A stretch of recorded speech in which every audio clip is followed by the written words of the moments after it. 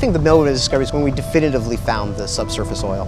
Because what that did is it really changed the whole vision, the whole paradigm of what an oil spill is.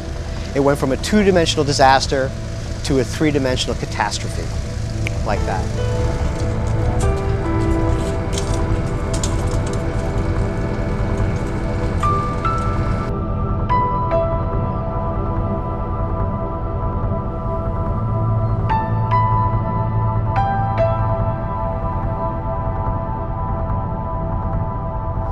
We're going to be leaving on a research cruise on this boat called the RV Weatherbird.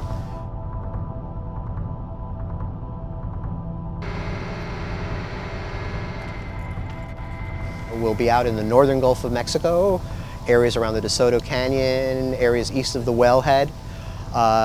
East of the wellhead, about 20 nautical miles, so we're in the far field region. And this is, again, areas where we found toxic oil that has been toxic to marine organisms. We're going back there to see how widespread the distribution of oil is on the sediment surface, to see if there is still subsurface oil, what's its concentration, what's its persistence in the environment, how long can we, from May to August to this cruise, if we can see a decrease in concentration.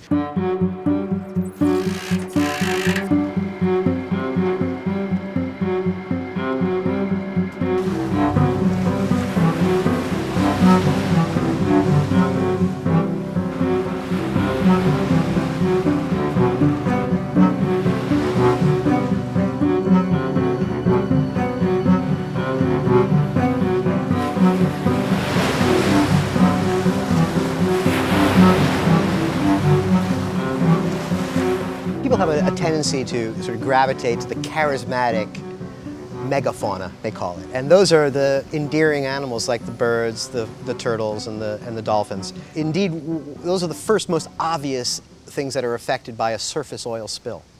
And they lend themselves to dramatic photos. But they don't lend themselves to dramatic changes in the structure of the ecosystem.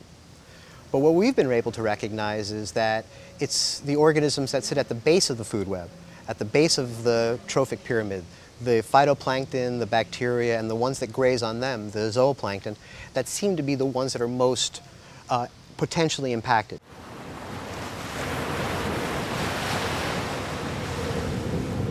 So it's day 2 of the cruise, and in a couple of hours the experiments are going to begin. All of these pieces of machinery, all this equipment is going to be thrown overboard to collect mud samples from the ocean floor and to collect seawater for analysis.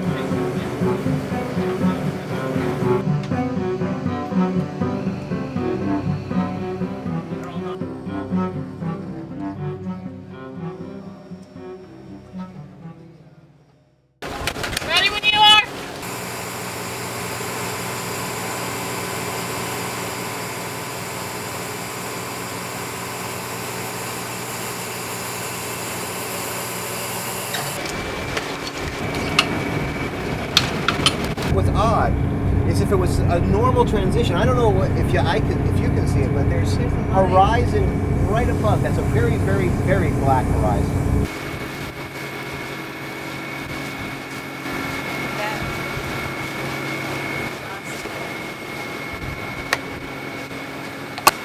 That's not normal. No, the dark. I mean, I've been here many times. You can see transitions, and they go olivey to gray. Rarely brown. More gradational. Yeah. And you don't have that black at the base. A measurement? So this is the line that David was talking about, which is a much darker line separating this sort of top kind of fluffy layer and the rest of the core. And other crews that have found oil on the bottom have described it being kind of this texture.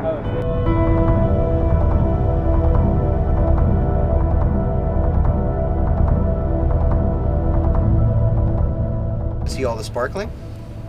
There's probably hundreds of little particles that you can see fluorescing.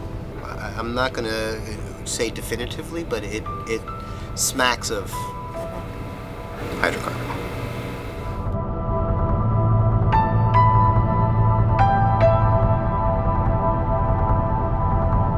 The ocean was always viewed as the ultimate diluter, the ultimate equalizer of any pollution because of the volume of ocean relative to the volume of pollutant.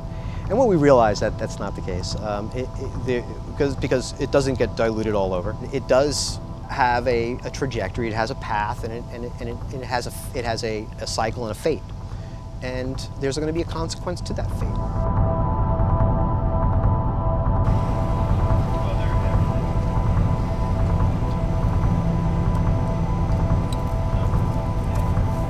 There was an anomaly at 70 meters where that white bar popped up. The range that the fluorescence is in is the range that's a telltale sign of petroleum.